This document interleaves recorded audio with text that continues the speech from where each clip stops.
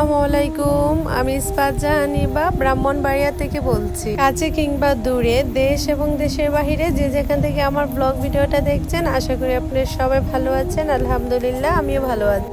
আমার আরও একটা নতুন ব্লগ ভিডিওর মধ্যে স্বাগতম জানিয়ে আজকের ব্লগটা শুরু করতে যাচ্ছি। আশা করব আজকের ব্লগটা আপনাদের কাছে কোনো না কোনো অংশে ভালো লেগে যাবে। আপনারা আমার সাথেই থাকেন। আমাদের বিয়ের পরে এই প্রথম হচ্ছে আমার হাজবেন্ড, তিনি তার শ্বশুর বাড়িতে যাবে নতুন জামাই বলে কথা। প্রতিদিনের মতন সবাইকে একটা কথা বলে রাখি, আমার ব্লগ ভিডিওটা যদি আপনাদের কাছে কোনো অংশে ভালো লেগে থাকে তাহলে ছোট্ট একটা লাইক দিয়ে আমার সাথেই থাকবেন। আর যদি খুব বেশি ভালো লেগে যায় তাহলে আমার চ্যানেল সাবস্ক্রাইব করে আমার পাশেই থাকবেন। আর যারা এই কাজটা করে রেখেছেন তাদেরকে অসংখ্য ধন্যবাদ। নতুন জামাই শ্বশুর বাড়িতে যাবে আর মিষ্টি না নিলে তো একদমই চলে না। তো তারপরে আমরা চলে এসেছি মিষ্টি কেনার জন্য। তো মিষ্টি কেনার পরে এখানে আবার চলে এসেছি ফল ফ্রুট কেনার জন্য। তো তারপর হচ্ছে আমরা কেনাকাটা শেষ করে এখন হচ্ছে আমাদের বাড়ির উদ্দেশ্যে রওনা দিয়ে দিয়েছি।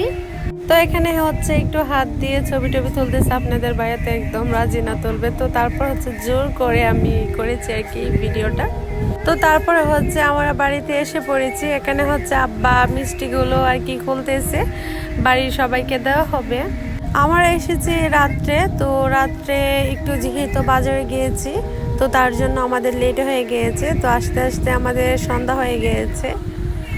আর এখন যেহেতু ঈদের সিজন তো গাড়িও পাওয়া যায় না, আর গাড়ির জন্য অনেকক্ষণ অপেক্ষা করতে হয়েছে।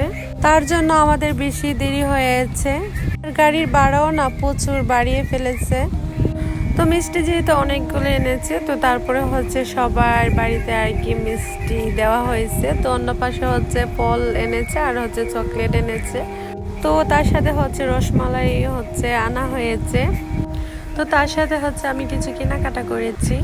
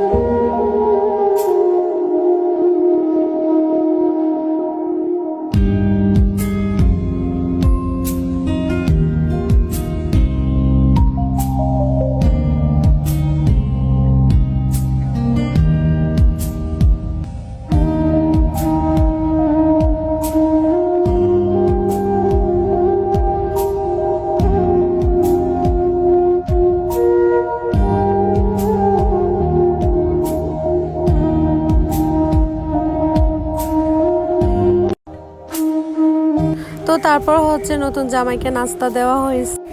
প্রথমে আসার পরে ঠান্ডা, তারপরে মিষ্টি নুডলস দেওয়া হয়েছে। তো তখন ভিডিও করতে পারি নাই, একটু ব্যস্ত ছিলাম।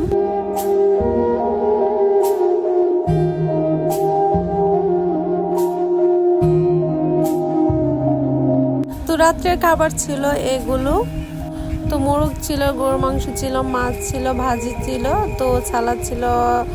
তো এইগুলি ছিল হচ্ছে রাত্রের খাবার। তো তারপর হচ্ছে সকালে ছিল পিঠা আর গরুর মাংস দিয়ে। সবাই ভালো থাকবেন, সুস্থ থাকবেন। আল্লাহ হাফেজ।